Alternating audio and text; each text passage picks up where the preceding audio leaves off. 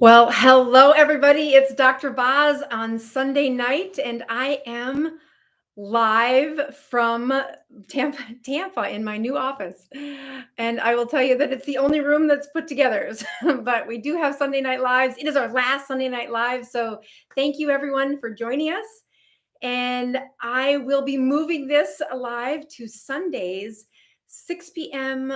Eastern time. So tune in, set that little bell for you to see my new times. And we're going to do this for the foreseeable future, at least long enough to get to be the mom who gets to attend my son's things going forward. And I just want to say thank you for tuning in. I'm going to start by checking some numbers, but want to give you a little tease about our patient tonight that we're talking about. Elizabeth just turned 60, but at 59 years old, she was 320 pounds on the last of options for controlling her blood pressure, which was 200 over 100, and had nearly given up on any other options as her and her doctor were working to reverse her medical problems. So stay tuned to see what she did, not only to save her kidney and liver, but also to hear what her story is. All right, I am looking to see that you guys can hear and see me while I check my numbers. And the smell of paint is heavy in this room. So if I start slurring my words, you'll know that there's my glucose numbers and my ketones are, oh, I just turned it off. Shoot, that's not going to work. So my glucose is 91. Sorry to hear that. Heard about the, let's see here. I got to find another strip for my ketones there. It timed out on me and I didn't notice that. So much for being overly prepared at the beginning. Thanks, Elise Adams, for telling me that you can see and hear me. That really does help me. And I am happy to see a few new people here that I haven't seen before. So for you newbies, stick around because we give some audiobooks away at the end of the show. So we've got several folks that'll teach you how that's done. But this is counting down for my ketones. Here's the glucose. And here on the Dr. Boz channel, we do reverse medical problems using healthy keto living. And Elizabeth is going to teach you her story. So yes, my sister's been in town and she has been helping me stick to what is a good plan. So ketones of 1.5, glucose of 91. And I'm so happy to have light bulbs turned on and my hotspot going that I don't have any ketones to drink at the office. So next time, but it'll be Tuesday that we do this. So set that little bell. I have a goal of doing it this Tuesday, but we'll see how. I've got a couple little hitches to figure out before I can be confident about that. So we are going to do a couple things we've done in the last couple of weeks, and I'm going to show you a little bit of pain before we get into Elizabeth's story, which is awesome. She was so generous to share her story and to just be answering several of my questions to hear more about what I wanted to know on her journey. Let's see here. All right, we're going to go to this one. Yes. So I am, let's see here. Wait a minute. There you go.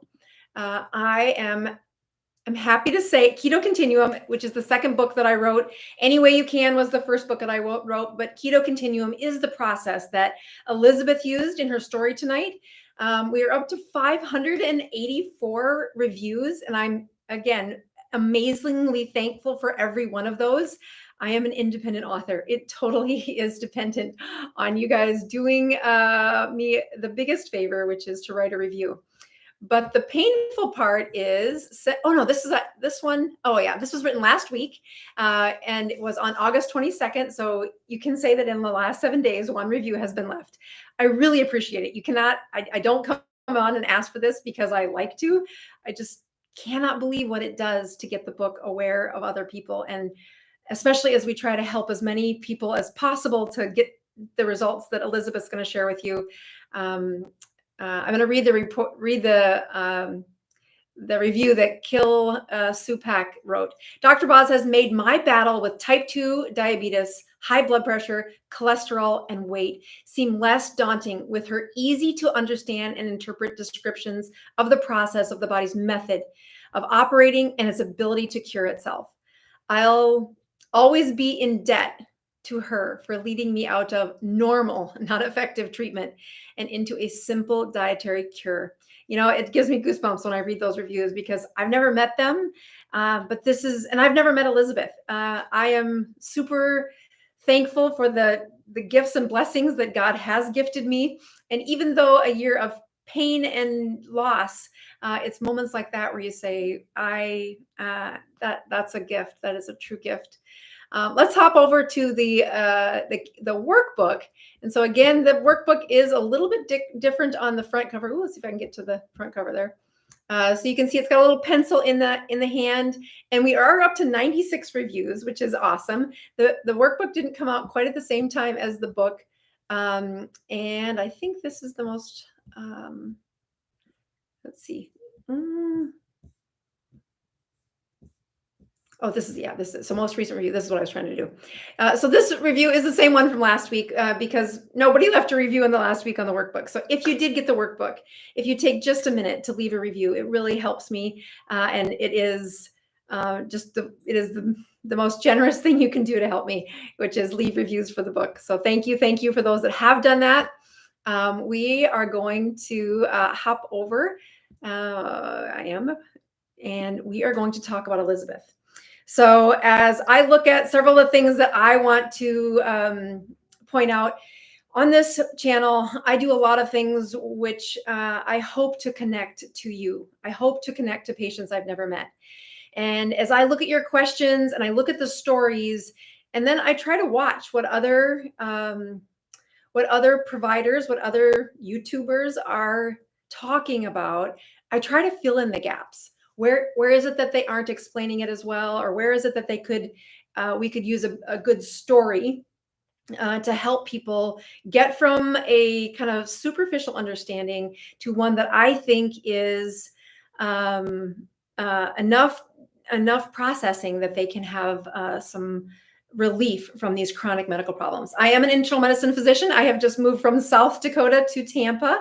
And I know I've said that several times on the weekly show, but I mean, when my sister arrives as a guest, I had to do like real adult things like, make the guest bed and unpack enough boxes that she could be functional. And I just can't stop smiling because it's one of my greatest gifts is to spend time with my sister. So she's got, so her coming from South Dakota to Tampa, it makes it feel like I'm actually here. And although I haven't opened my practice yet, I clearly just got the keys to the front door. I am super excited to hopefully walk through several of the higher levels of education on YouTube, using some of the storytelling that I love doing. I really find that if I'm going to teach something and I don't have a patient story to wrap around it or an example, you don't learn as well. You can't relate as well. And this story is is no exception.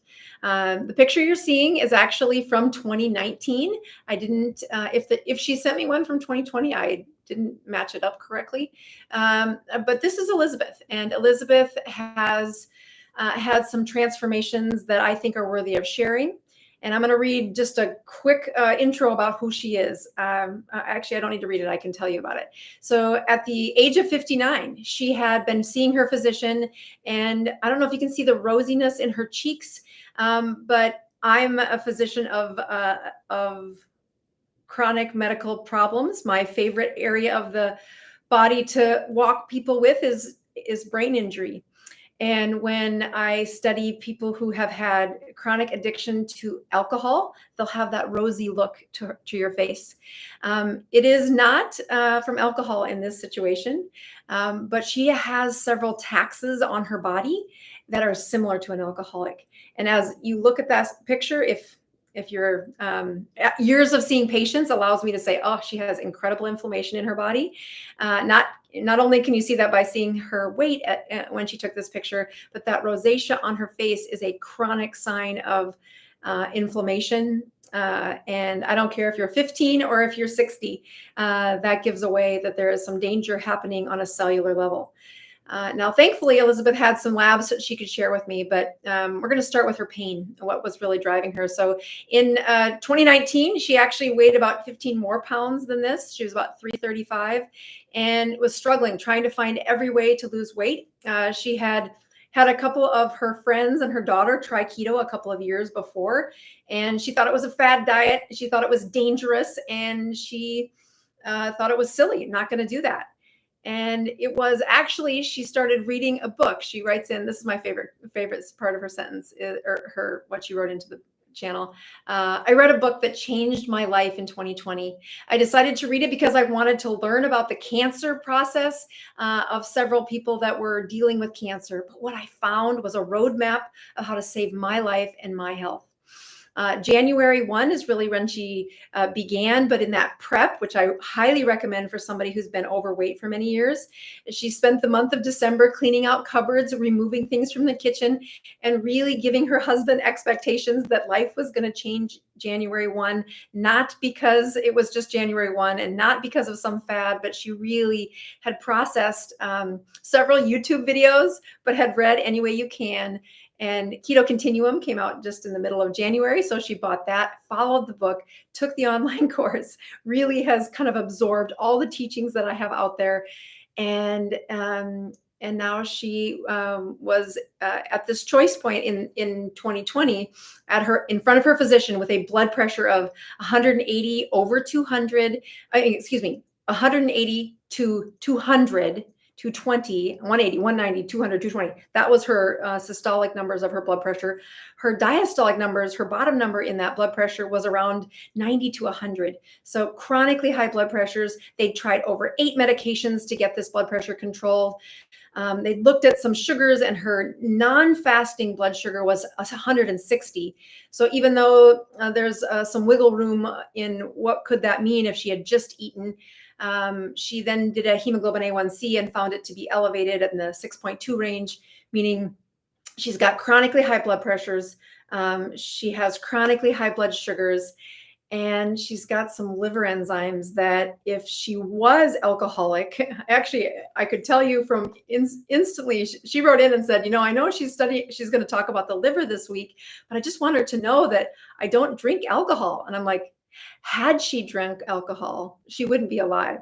What the tax she was putting on her liver, we're going to show you what exactly happened on the inside of that liver, would have been a deadly combination for Elizabeth. So without even writing in, Elizabeth, I knew you weren't an alcoholic because the numbers would have been so much higher, and you probably would have had the consequences that are not easy for me to even think about in a case like yours. All right, so I am going to find this here, and all right, so let's go through and see what happened inside. So I'll tell you when I ask a few probing questions of Elizabeth saying, what do you think really got you to do something different? I mean, at 60 years old, having someone really change their journey, I've been the physician sitting in front of them saying, how can we motivate them to change at this point? And she said, I was reading the book and there was something that clicked in the way you talk about the science. And I do try to do that each Sunday night, bringing a little bit of science into a story and hopefully motivating people to join me in my ketogenic journey and my ups and downs, but also adding a little science each time I get a chance to do that. Okay, let's go through this. So again, we're going to use some characters on this teachable moment. So this is our little glucose guys. And again, Elizabeth had eaten glucose, but she'd also eaten many carbs for years.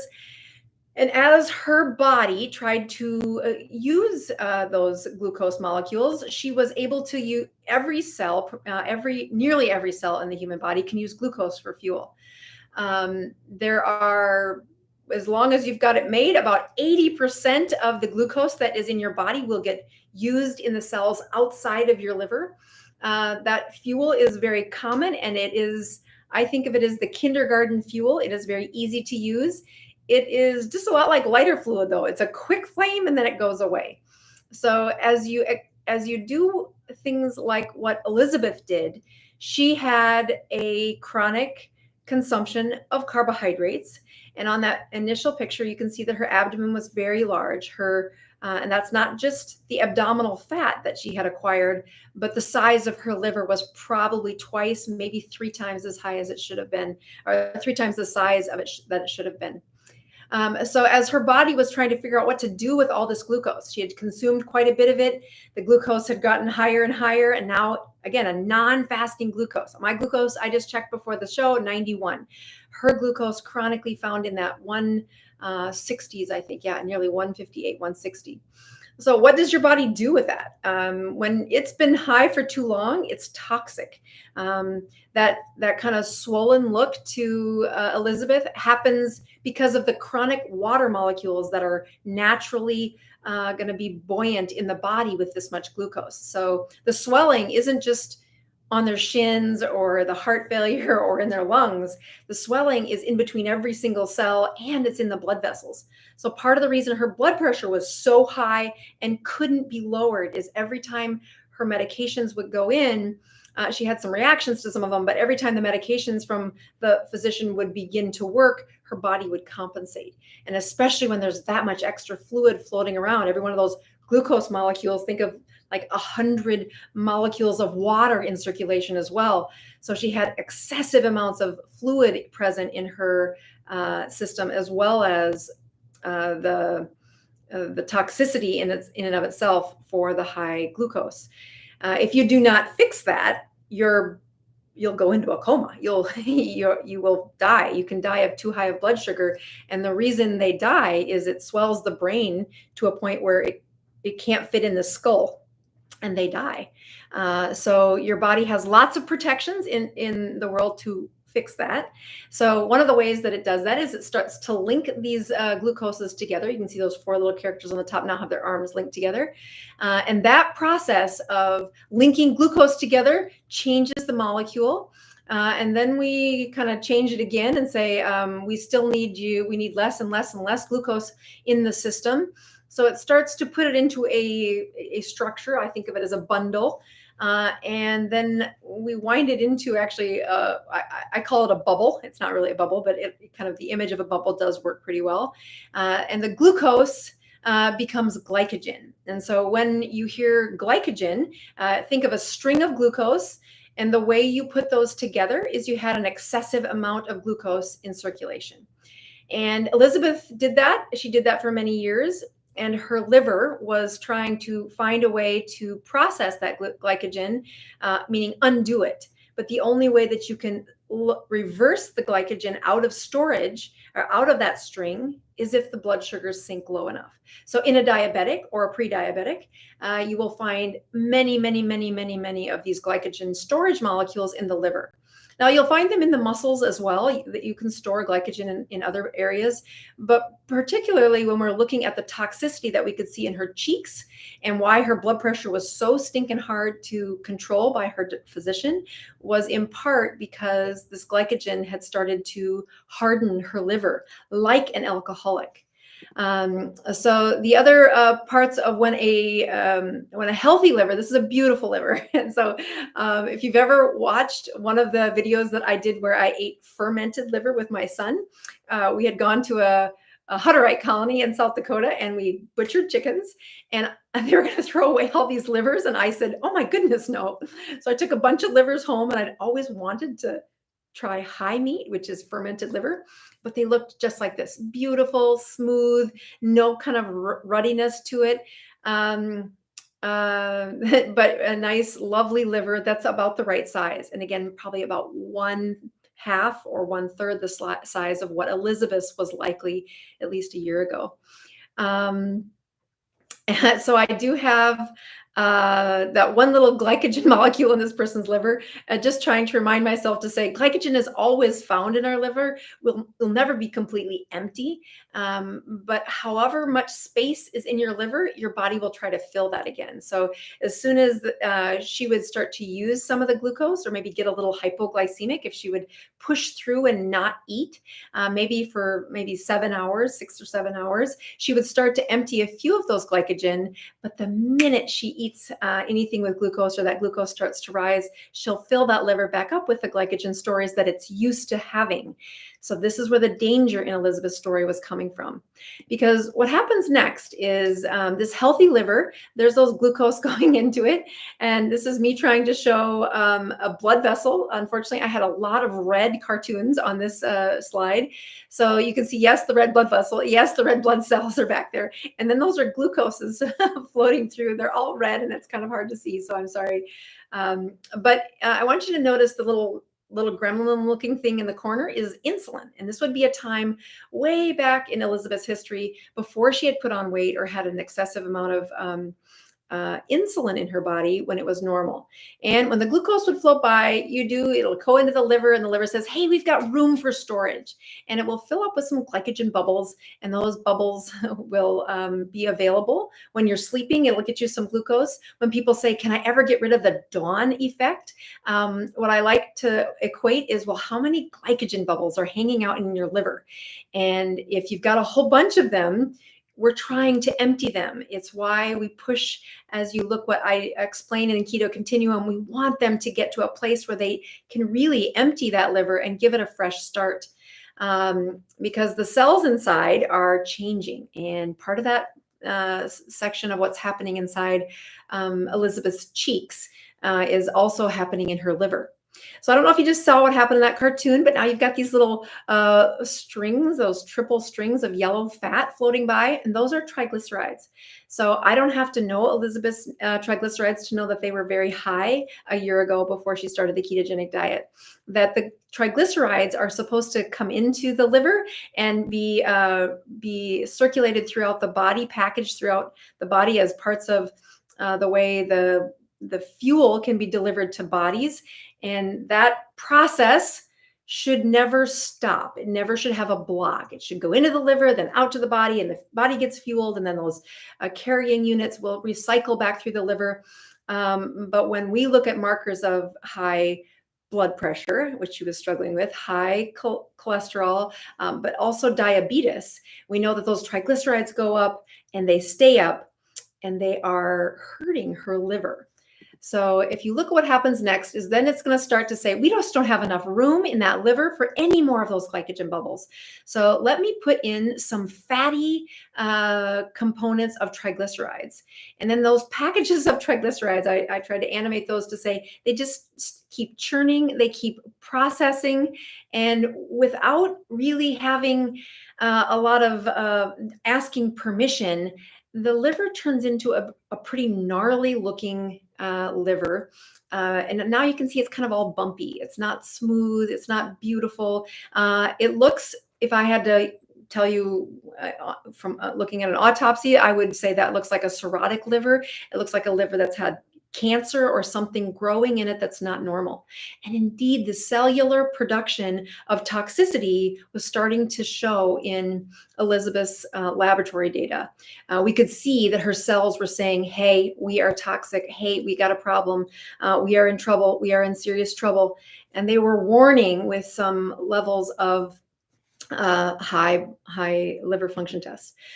So then you say, well, how can you measure that? And I am going to use her laboratory data to show you this. Yes.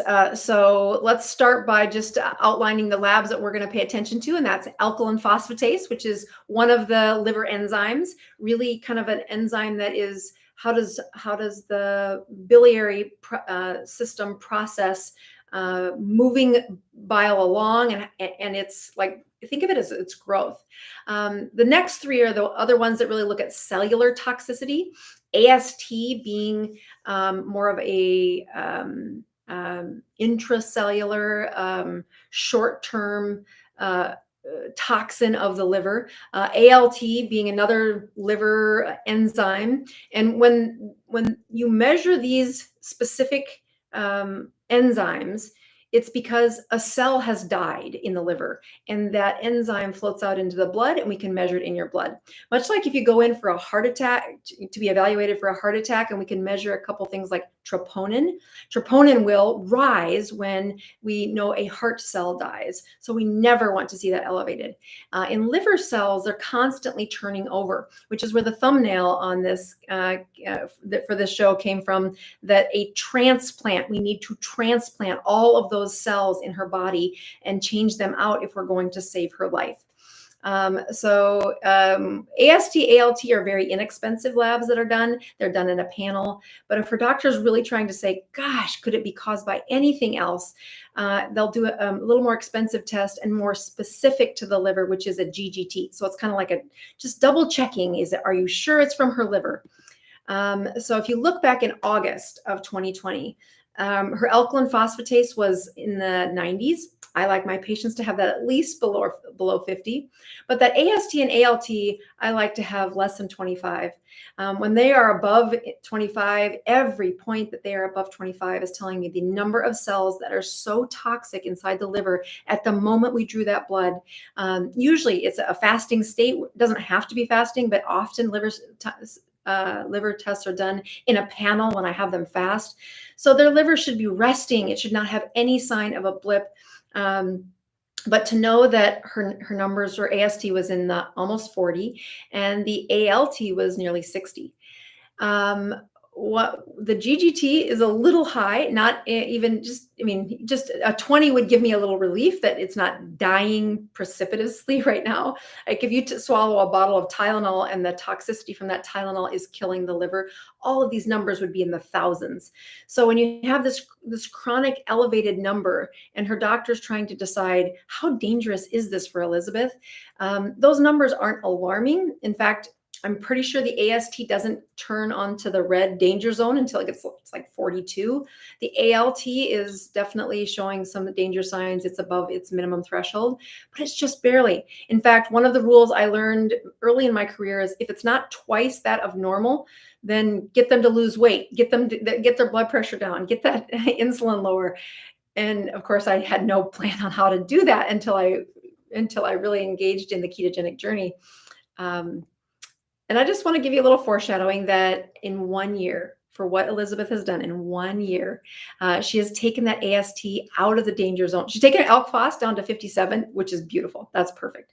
She's taken her AST to anything under 25, and my patients get a little point.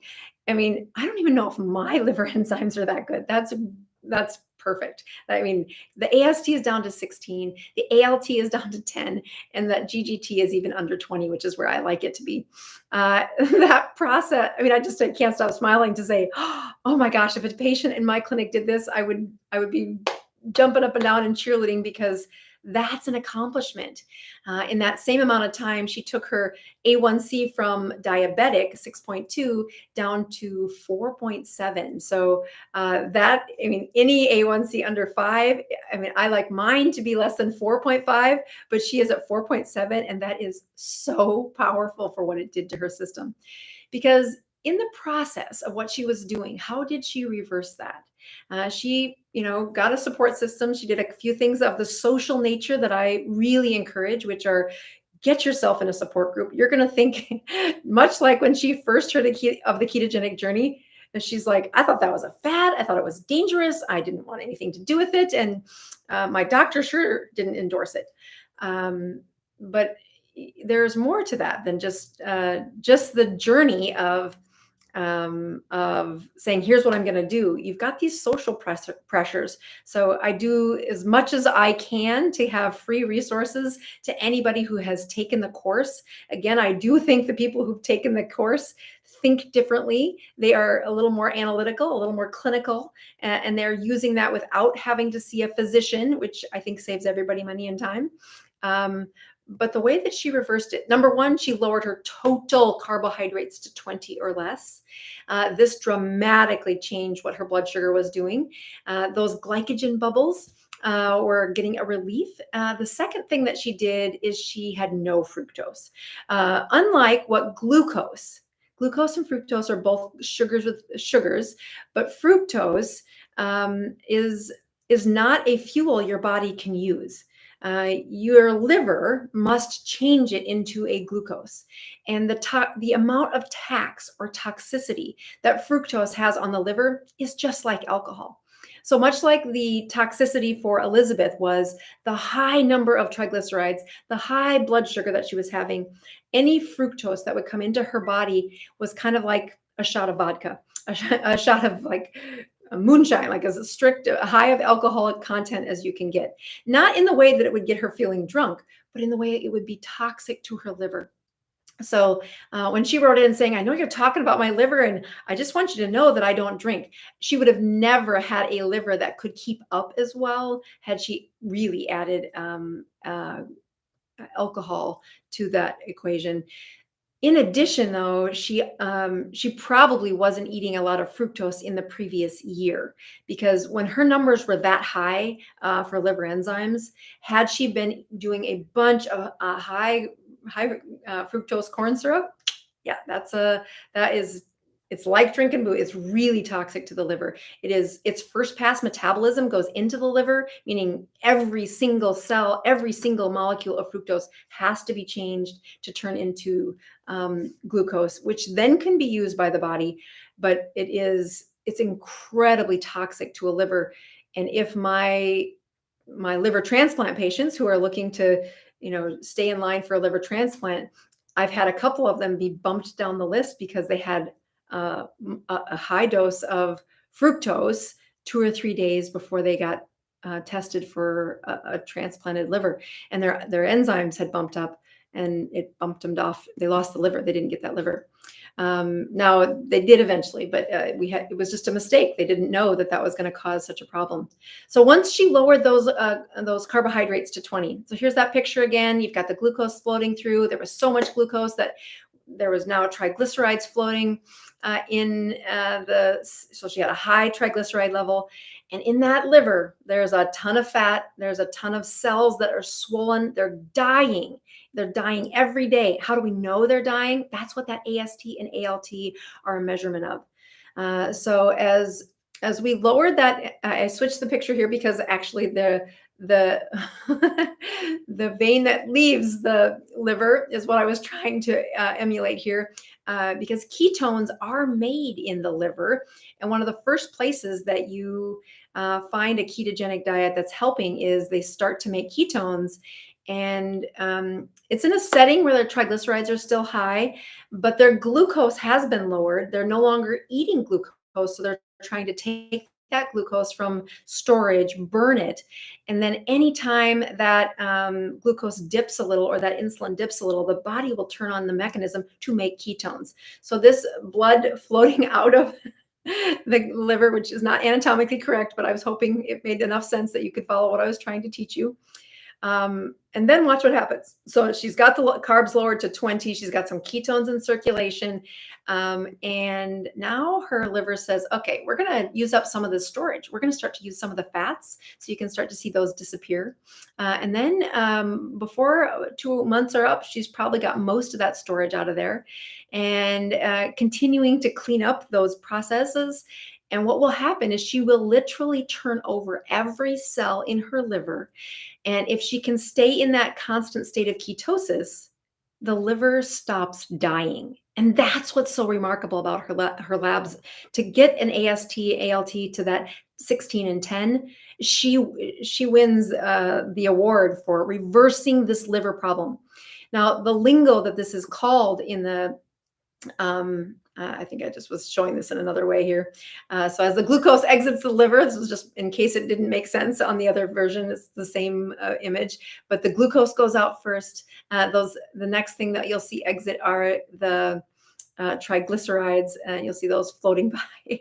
And then you'll start to see less storage of the triglycerides in the liver. Still has some glycogen, still has that gnarly looking, knotty looking, cirrhotic looking liver, probably really fragile. If she took a shot of fructose, she'd kill off some liver cells. It's just really fragile. But if she stays consistent, if she can stay in that state of ketosis, and again, that's really what that keto continuum, what does that mean for her? I don't know. You've got to be checking things and looking at her journey. And clearly she was, because as you watch the transition that her liver did do, she gets the best. She's like a gold ribbon, blue star, a gold star, blue ribbon, because she lost 100 pounds in 11 months. I think it was 97, but I'm like, we are calling that 100, girl. We're going to have that scale have a 3 pound error somewhere along the line. But that's amazing. Not only did she shrink her liver, she was able to reverse that process by adapting. By adapting to that 20 carbohydrates or less. And then she didn't just stay there. She did a few other things. She was able to use that process of the keto continuum to go to the next step, the next step. I'm sure she fell off the wagon. I'm sure she struggled like the rest of us, but she didn't struggle for 6 weeks. She must have gotten right back on the bandwagon and really been able to lower that process. So this is her picture again before she started at 335 pounds. But check out that beautiful picture at the 1 year into a keto. She really didn't start till January 1st on doing it. She was mentally prepping before that, but really didn't start the ketogenic diet till January 1st. So we are here at the end of August, and look at that. It's a different woman. So I'm going to blow that up to say, look at that. I wish I could give her a high five with those ketone buddies there to say, not only did it dramatically improve her liver, but her life expectancy is up. I will read some of the follow-up of what happened. So yeah, 7 months later, her kidney and liver function tests have all returned to normal. Her insulin level, which is something I don't talk about a lot on the show. You got to be super careful when you do it, and it can lead people astray if they're not kind of using the context. But her insulin level was down to 7. That's incredible, because I bet it was about 20 when she started. And she went from a size 26 to a size 16 and shrinking. She did encourage her husband, and he did come along for the ride, although he didn't have to lose weight. He'd had an injury to his own kidneys from an automobile accident, and his kidney function has been better. Most importantly is she's been the mentor and the leader in her family for her autistic daughter, who autism has a struggle with their mitochondria using those the fuel. And so if they only fuel on glucose, they really do struggle. By switching them to a ketogenic diet, their brain mitochondria now has the resource of using ketones to fuel their brain. And I can't tell you the number of people that have written in saying, I can't believe how much better I feel and my autistic offspring or friend is doing. I just want to make sure there was one more thing. I think it is, I think she's on no medication for the blood pressure, but I wanted to double check. Uh,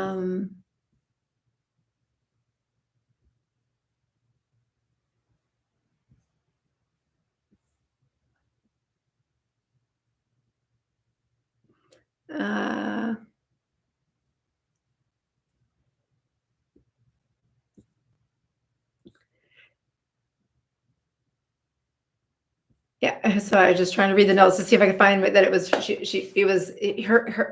other major transformational moment. I just want to read to you. It was on Mother's Day. My daughter and family came to town. So here she is, probably 5 months into the ketogenic journey. She's definitely been getting some benefits by this point, but also probably struggling a little bit. So it was the first time that I was able to be up and running around after my grandsons and really, really genuinely playing with them. I could finally move. By then I had dropped 70 pounds. So that's like 5 months. I get goosebumps just saying that out loud. 70 pounds. I could breathe and move like never before. It was so fun. I love those grandchildren so much, and they are a part of my why. I want to be there for them and for them to remember me as fun and the involved grandmother. So that process is definitely a story of, guess what? She does win. And that win isn't going to just last her a day or two. She is going to get the benefit of that journey for years to come, and for those grandkids to take on that advantage as well. So I want to say thank you to Elizabeth for that inspiring story. But for those of you with non-alcoholic steatohepatitis, which is NASH, or non-alcoholic fatty liver, NAFL is the other word they use for that. Those are people whose livers are dying, just like Elizabeth's. And in under a year, she did take that and transform a whole new liver. And how can I be certain of that? You cannot get numbers like that without doing that. So she is truly and she definitely wins. So before we give away books, I want to see if we have some questions here. Um, yeah, so several people saying thank you to Elizabeth, because it isn't easy to share your story, to be vulnerable and say, hey, this is where I've been. I'll tell you that there's also something about when you do have improvements in your health, and then we put you on the show, that people follow you and then they will keep you accountable. So I have a few questions here. So let's just highlight one of them. First of all, whoever said hello from Eagle Butte, South Dakota, I just want to say a very special shout out to Eagle Butte, South Dakota. I have a project going on in that area, and I am just, when I was up there, it's a little town in northern South Dakota, and I was able to connect with a few people who had followed the show and was encouraged them. But I saw on the check-in that they said hello from Eagle Butte, so I just want to say thank you for doing that. All right, so let's do One Love says, how long does it take to go into ketosis? Well, funny you should say that, because I have a video coming out in a few days, actually, talking about that ketosis, it depends on how strict you are. It also depends on that liver that I was showing you. If you have so many glycogen bubbles in there, so much storage glucose, sometimes you can continue to eat enough, even if they're at 20 carbs or less, that I've seen it take about 9 days for one of my toughest patients to get into ketosis. And it wasn't that they were cheating. They were 20 carbohydrates or less. They were doing some things that I wish they wouldn't have done. They were eating for I think their eating window is probably 18 hours long. Again, at the beginning, I don't try to give them too many things to get overwhelmed by. I wanted them to stay the course. So I said 20 carbs or less, just stay there, just stay there. Now, I will say, even though they weren't peeing ketones yet, they were definitely feeling better. That process of the reset in the fuel being available, the ketones have they help them feel better. But when the other part that I would encourage somebody who says, how long does it take to get into ketosis? If you were a cancer patient and we were trying to do, especially one of the glioblastoma patients where we were trying to get them into a strict protocol, and they don't have a lot of grace period, they don't have a lot of time, we will put them in a strict fast. So if you look at everybody that went on a strict fast, so that's not 20 carbohydrates or less, that is salt and water only, strict fast, everybody was producing ketones by 72 hours.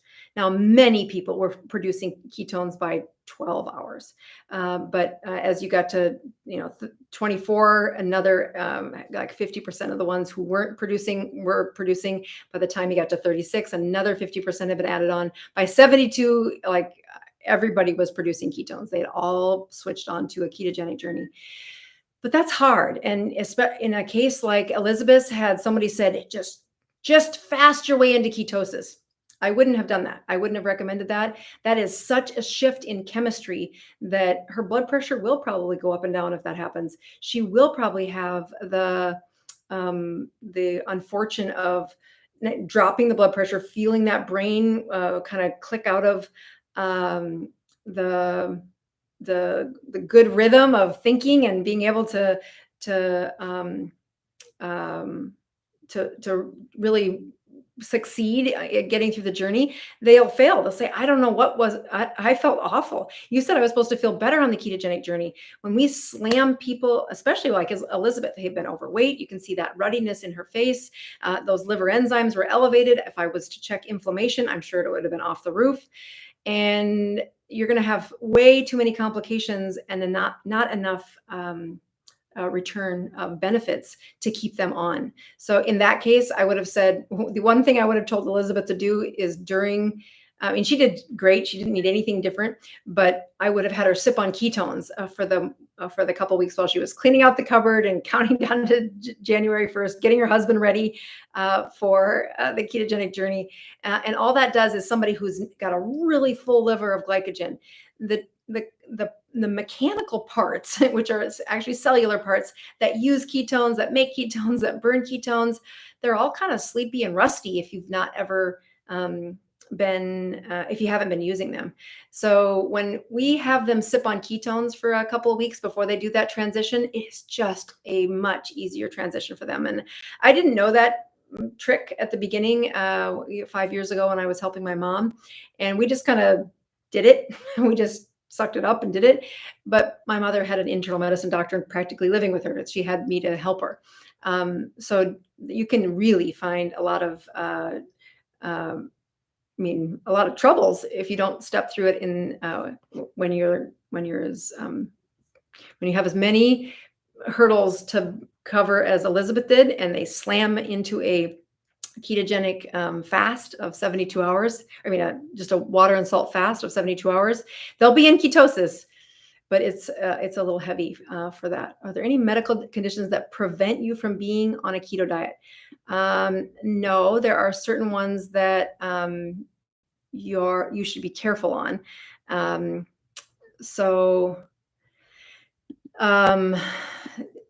So I look at the places where there's the most benefit, and it is chronic metabolic problems such as being overweight, having high blood pressure, cholesterol, diabetes.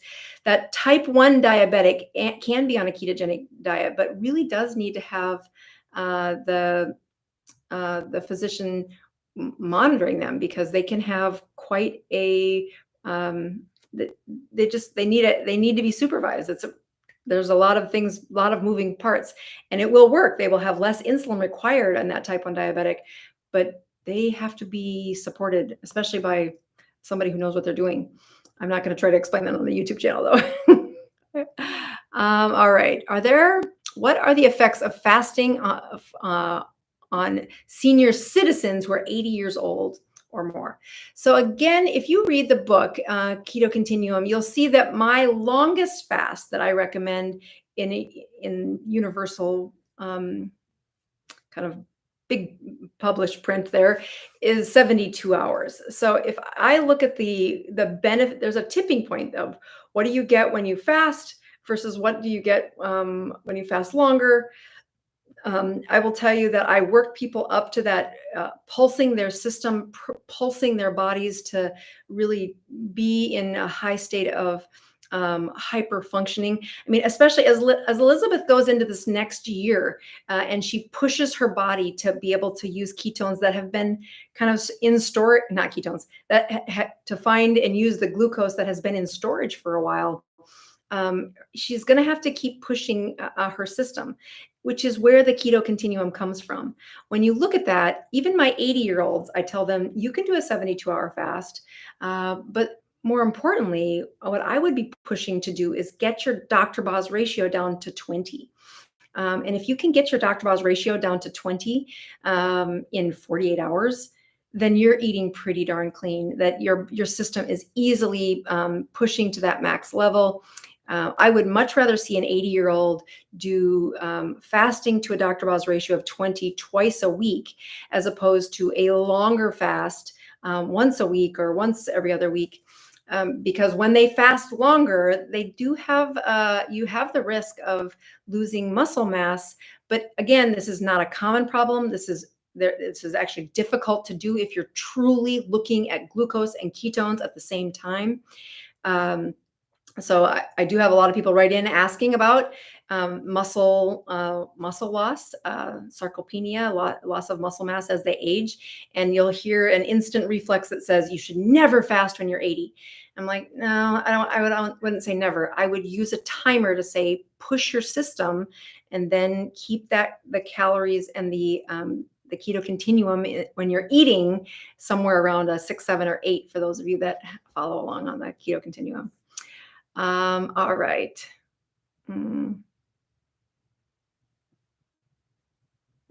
So Mark DeJong actually writes something that I've seen before. So his blood pressure is usually good around 116 to 122, and the bottom number. So his blood pressure is usually good around 120 over 75. When he fasts, especially when he gets to a Dr. Boz ratio of 18, he says my blood pressure goes really high, like over 200. So if you go back and you look at first of all, if you've taken the course and you go all the way to the end of the course, there's an hour long video at the end, which is my favorite. And if you look at what happens during a fast for somebody who starts out the fast while on a ketogenic diet and then fasts, they have this advantage.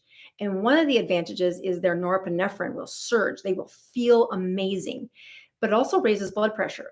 So what I like to remind my patients is people don't die of high blood pressure when it's high for a few hours. People die of chronically elevated, and they don't die of the high blood pressure. They die of the brain gets damaged, the heart gets damaged, the kidneys, the back of the eyes, the blood vessel, and the tax on the body of a high blood pressure is not, that's very evidence-based. We do not want you having a high blood pressure for months on end. But if you get a high blood pressure when you're fasting, it's probably because you're producing growth hormone and norepinephrine. And if you go back into the course, again, my favorite part of the course is the last video, which is an hour long. And it talks about what does it look like inside the human body when you fast on a ketogenic journey.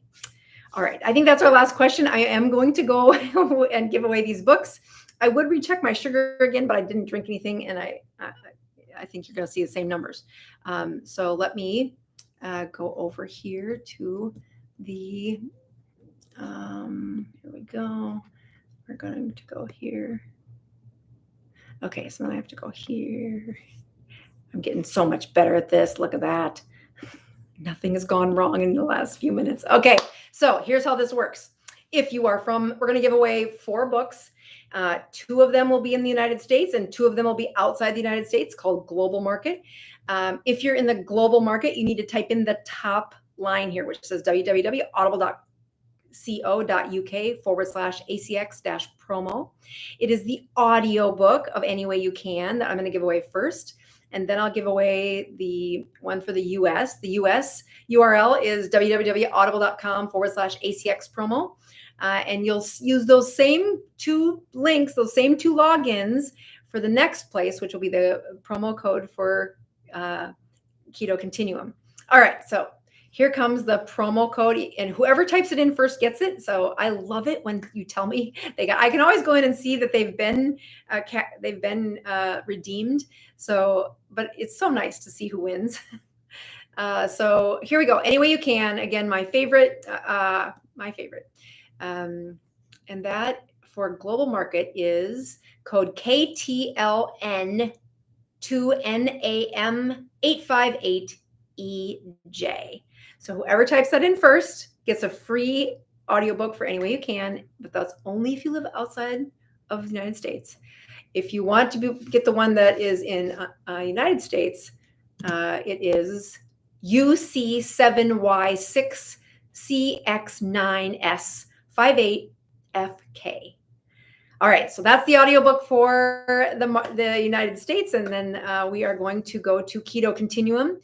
Again, God bless all those people who left me a book review. I can't say it enough. I don't want to sound like a broken record, but I really appreciate those who've left a review. So global market, ready, set, T4R9QUANZAF73. And here comes, ready. US market Z6P3QMUX7B66M. So whoever types that in first gets the books. I appreciate you guys sticking around. And again, Elizabeth, thanks for being brave, sharing your story. We are the Dr. Boz Show, improving and reversing health problems with keto, healthy keto living. And that is, yes, reversing your health problems one ketone at a time. All right, I have a couple of announcements that are coming up, so you're going to want to check out that Tuesday night lives, and I have some great content coming your way that we've been working really hard on. And now that I'm in the same location for at least 5 weeks before I head back to South Dakota, you can depend on these videos a little more than this past week. All right, signing off again. Thank you, everyone. We will see you next week.